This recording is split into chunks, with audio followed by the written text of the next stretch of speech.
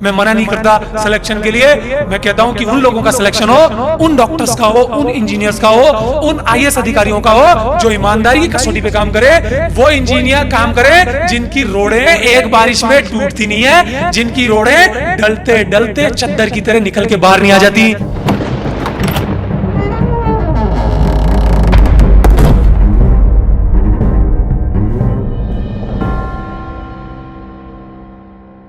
सत्य पर आधारित सुनकर आप भी विचलित होंगे। इनका कहने का तरीका कितना मार्मिक, कितना गहराई तक जाता है दिल में। जिनका भविष्य इन बातों से जुड़ा हुआ है, वो माता पिता जो पैसा खर्च करते हैं, वो लड़के जो बरसों तक बड़ा आदमी बनने का सपना देखते हैं, जब टूटता है तो अनमोल याद आता है। एक उदाहरण ज़बरदस्त है कोचिंग कल्चर को समझने के लिए, अगर आप समझदार हैं तो, और मैं मानता हूँ कि आप समझदार हैं।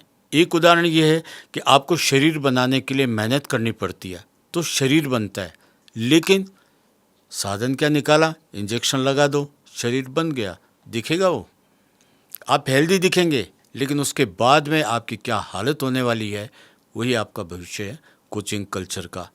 अनमोल, इन सब के बीच में ये जो फीमेल टीचर्स हैं, इनकी क्या जगह है कोचिंग क्लासेस में? इनमें क्या इनका कोई अस्तित्व है, कोई वैल्यू है? देखिए, इस बात से कोई फर्क नहीं पड़ता कि वहाँ पढ़ाने वाले मेल हैं या फीमेल हैं। मेल डोमिनेटेड सोसाइटी है तो मेल की संख्या ज़्यादा होगी, फीमेल की संख्या कम है पढ़ाने में, लेकिन फीमेल्स पढ़ा रही हैं फिर भी। दुख तब है जब फीमेल माँ होने के बाद, प्रेम भाव होने के बाद इस बात को समझ नहीं पाती कि बच्चों का कुछ अच्छा हो। वो भी ये तिकड़म बिठाने में अगर लग जाएं कि हम इनसे कुछ कमा लें, तो फिर खेल खत्म हो जाता है।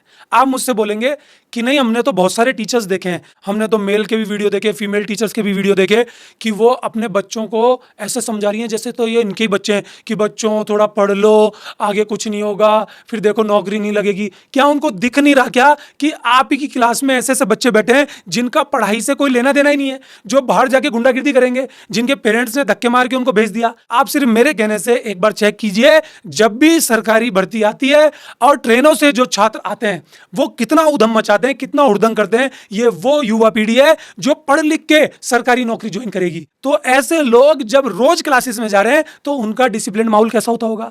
अगर क्लास में गड़बड़ नहीं है तो बाहर कैसा होता होगा? कई टीचर्स तो मैंने ऐसे देखे हैं जो बच्चों को चुप करा के बिठा दें तो ही बहुत बड़ी बात है, फिर उनको चुटकुले सुना करके, अच्छी अच्छी मीठी मीठी बातें सुना करके टीचर्स को टाइम पास करना होता है। मैं मानता हूं कुछ टीचर्स ईमानदारी से पढ़ाते हैं, कुछ की इच्छा है, लेकिन मैं उनको भी सलाह देता हूं कि ये जो सिस्टम है बहुत सारे बच्चों को भर लेने का, ये कम से कम आज के युग में बिल्कुल भी ठीक नहीं है, क्योंकि आज सबके हाथ में मोबाइल है। आप बोलेंगे साहब मोबाइल पे तो बच्चा बिगड़ जाता है। वाह जी वाह, वो मोबाइल में बिगड़ जाता है, वो बाहर चौराहों पे नहीं बिगड़ रहा, वो वहां प्रत्यक्ष रूप से जा रहा है जहां उसके पास सब कुछ फ्रीडम है, जहां उसके पेरेंट्स उसको नहीं देख रहे, और वो कमरे में बैठ के मोबाइल से बिगड़ जाता है। वो अगर चाहेगा तो मोबाइल से भी पढ़ेगा, ये उसके ऊपर डिपेंड करता है, उसको सिलेक्ट होना है। जो नहीं चाहता वो तो क्लास में बैठ के भी नहीं पढ़ता। अपने लेक्चर्स मोबाइल पे दीजिए, कम बच्चों को पढ़ाइए, और मैं कहता हूं उन बच्चों को क्लासेस में पढ़ाइए या तो उनको बिल्कुल समझ में नहीं आ रहा लेकिन उनका मन है, उनकी कोशिश है समझने की, हालत खराब हो रही है, कांसेप्ट्स कभी समझ में नहीं आए लेकिन मन है।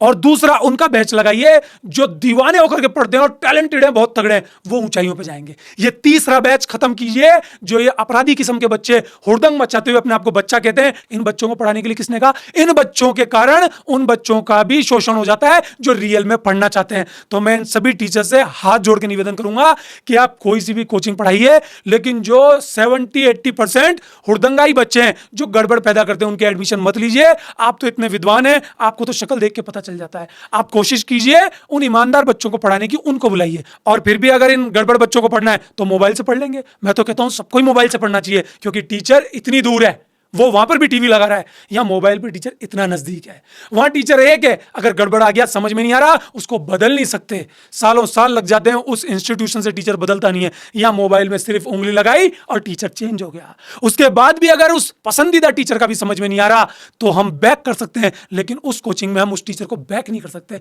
कि गुरुजी पीछे का बताना, उसकी क्लास ही निकल जाएगी। तो जब सारी सुविधा आज टेक्नोलॉजी हमको दे रही है तो क्यों हम अपना पूरा दिन खराब करके जा रहे हैं? और फिर खुद के टेस्ट खुद निर्मित कीजिए। इतनी सारी व्यवस्थाएं हैं, ईमानदारी अपने हाथ में रखनी पड़ेगी। अगर आप ईमानदार नहीं है, आप सेल्फ स्टडी कभी नहीं कर सकते।